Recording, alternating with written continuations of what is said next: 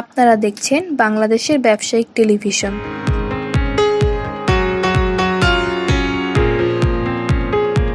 স্বাগত BDTV business idea. কিভাবে শুরু করবেন কোনো ব্যবসা?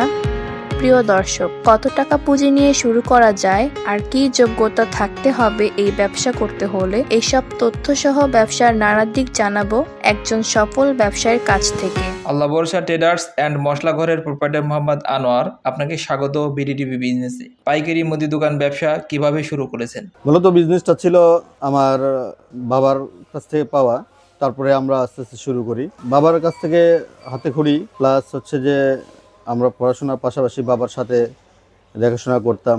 তারপর আমি জব করতাম, জবের পাশাপাশি দেখতাম। জবের পাশাপাশি দেখার পরে এক সময় জবটা ছেড়ে দিই, যখন ভালো লাগে যে না ব্যবসায় বেটার করব, তখন ব্যবসা শুরু করি। আমি বনশ্রী, আত্তাবনগর, দক্ষিণ বনশ্রী, মহানগর সবার উদ্দেশ্যে বলতে চাই আমার দোকানের ঠিকানা। যারা পাইকারি রেটে প্রোডাক্ট কিনতে চান, মুদি পণ্য কিনতে চান, তাদের হোম ডেলিভারি দেওয়ার ব্যবস্থা আছে। আমার ঠিকানা হলো Allah Bharosa traders, road number 4, block F, Banasree, Rampura, Dhaka. কত টাকা পুঁজি নিয়ে শুরু করেছিলেন মুদি দোকান ব্যবসা? আমি আসলে যখন শুরু করি তখন আমার কাছে টাকা খুব একটা ছিল না। আমি 5 লাখ টাকা নিয়ে শুরু করছি। তারপর আস্তে আস্তে আলহামদুলিল্লাহ আল্লাহর রহমতে এখন বেশ ভালো অবস্থানে আছি। আমি 5 লাখ টাকা আমার আগে যখন শুরু করছিলাম তখন দোকানটা এত বড় ছিল না, তখন তো আমার ছোট ছিল। আর ছোট দিয়ে আমরা আস্তে আস্তে অগ্রসর হই। আমরা মূলত পাইকারি বিজনেস করি, পাইকারি খুচরা দুটাই আমরা করি। মানে পাইকারির পাশাপাশি খুচরাও আমরা সেল করি। খুচরা করতে করতে মানে পাইকারি পুরো বনশ্রীতে আমরা যেহেতু ব্যবসা করি, পুরো বনশ্রীতে আমরা পাইকারি সেল করি। মুদি দোকানের পণ্যগুলো কোথায় থেকে কিভাবে সংগ্রহ করেন? মুদি দোকানের পণ্য আমরা দুইভাবে সংগ্রহ করি। সেটা হচ্ছে বিভিন্ন কোম্পানি, আমাদের কোম্পানিগুলো যারা আছে কর্পোরেট কোম্পানি, সেগুলো কোম্পানিগুলো দিয়ে যায়। আর যেগুলো ডাল, পেঁয়াজ, আদা, রসুন, মরিচ, এগুলো আমরা শ্যামবাজার, কারণ বাজার, চক বাজার থেকে আমরা সংগ্রহ করি। এই ব্যবসা করতে কোনো লাইসেন্সের দরকার আছে? আর লাইসেন্সের দরকার আছে, ট্রেড লাইসেন্স। মুদি দোকান ব্যবসার ঝুঁকি কি? মুদি দোকান আসলে এখানে প্রফিট মার্জিনটা কম, কিন্তু রিস্ক কম। যদি কেয়ারফুলি করা যায় তাহলে ঝুঁকি নেই বললেই চলে। শিক্ষিত বেকারদের আপনি কি পরামর্শ দেবেন? বেকারদের উদ্দেশ্যে আমি একটা কথাই বলবো, সেটা হলো যে তারা মুদি ব্যবসা শুরু করতে পারে, কেয়ারফুলি করতে হবে এবং খুব টেকনিক্যালি করতে হবে। যে আগে বুঝতে হবে যে একজন কাস্টমার আপনার কাছে কেন আসবে, কেন কিনবে আপনার কাছ থেকে, আরও 10টা দোকান পার হয়ে আপনার কাছে কেন আসবে, এটা আপনাকে আগে চিন্তা করতে হবে।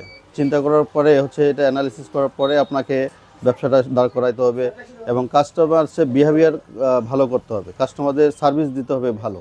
শুধু পণ্য থাকলেই হবে না, আপনার ব্যবহার, আচার ব্যবহার ভালো রাখতে হবে, কাস্টমারদের সাথে ভালো ব্যবহার করতে হবে, তাদের সাথে সৌজন্যতা ভালো বজায় রাখতে হবে। তরুণ উদ্যোক্তা যদি মুদি দোকান দিতে চায় তাহলে কত টাকা পুঁজি লাগবে? ইনিশিয়াল 5 লাখ টাকা হলেই শুরু করতে পারবে ইনশাল্লাহ, ডেকোরেশন সহ।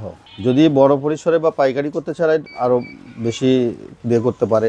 যেমন গুড় তেমন মিষ্টি, আপনি যত পুঁজি বেশি হবে তত পণ্য বেশি উঠাইতে পারবে, তত ব্যবসা ভালো করতে পারবে। আপনার কথা মতো 5 লাখ টাকা দিয়ে মুদি দোকান দেয় তাহলে মাসে কত টাকা আয় করবে? মাসে প্রফিট আসবে 50-60 হাজার টাকা প্রফিট সে করতে পারবে 5 লাখ টাকা রোলিং করে। পাইকারি মুদি দোকান থেকে শতকরা কত % লাভ করেন? আমরা হোলসেলে 3% মার্জিন রাখি, 3-5%। প্রবাসীদের আপনি মুদি দোকান ব্যবসা নিয়ে কি গাইডলাইন দেবেন? আমি আসলে তাদের একটা কথাই বলবো, সেটা হচ্ছে যে কোনো বিজনেস করতে গেলে একটা অভিজ্ঞতার প্রয়োজন আছে। আমি যেটা বুঝবো, যেটা জানবো, সেটাই আমার করা উচিত। শুধু টাকা থাকলেই হবে না, আপনাকে বুঝতে হবে যে আমি কোন ব্যবসা করতে পারবো বা কোনটা আমি বুঝি। আগে ব্যবসা করার আগে বুঝতে হবে যে আমি এই জিনিসটা আমি বুঝি বা এই ব্যবসা আমি করতে পারবো, সেক্ষেত্রে সেই ব্যবসায় নামা উচিত আমি বলে মনে করি। আপনার দোকানে কি কি পণ্য বেশি চলে? আমাদের যে হোলসেল প্রাইস, আমাদের তেল, আটা, ময়দা, পেঁয়াজ, আদা, রসুন, নুডলস, ডিটারজেন্ট আইটেম, এগুলো বেশি চলে। মুদি দোকান ব্যবসা নিয়ে আপনার ভবিষ্যৎ পরিকল্পনা কি? ভবিষ্যৎ পরিকল্পনা আমার হচ্ছে যে বিজনেসটাকে আরও ডেভেলপ করানো এবং কাস্টমারের ডোর টু ডোর পৌঁছানো। আমার বনশ্রী, আত্তাবনগর এরিয়াতে আমার দক্ষিণ বনশ্রী, আত্তাবনগর, মহানগর, মেরাদিয়া আমার কাস্টমার আছে, রিটেল কাস্টমার আছে। এবং আমার আরও ইচ্ছা, আমি যেন প্রত্যেকটা বাড়ি আমি আমার হোম ডেলিভারির সার্ভিসের আমার একটা আছে, আমরা হোম ডেলিভারি দিয়ে থাকি। আমরা পাইকারি বিক্রি করি, রিটেল পাইকারি বিক্রি করি আমরা হচ্ছে সাধারণ কাস্টমারকে পাইকারি রেটে বিক্রি করি, যার কারণে আমার এখানে কাস্টমার বিভিন্ন জায়গা থেকে আসে। যেমন আত্তাবনগর, বনশ্রী, মহানগর, দক্ষিণ বনশ্রী থেকেও আমার কাস্টমার আসে, মেরাদিয়া থেকে, ত্রিমোহনী থেকেও আমার কাস্টমার আসে। সেহেতু আমাদের ইচ্ছা আরও বড় করার, যেন আরও আশেপাশে থেকে যেন আমার প্রত্যেকটা বাসা থেকেই যেন আমি কাস্টমার সার্ভিস দিতে পারি, এই আশা আছে ইনশাল্লাহ। আপনাকে অসংখ্য ধন্যবাদ আমাদেরকে সময় দেওয়ার জন্য। আপনাকেও অনেক ধন্যবাদ। আর আমি পরিশেষে একটা কথা বলতে চাই নতুন উদ্যোক্তাদের জন্য, যারা মুদি ব্যবসায় আসতে চান তাদের জন্য, তারা আসতে পারেন।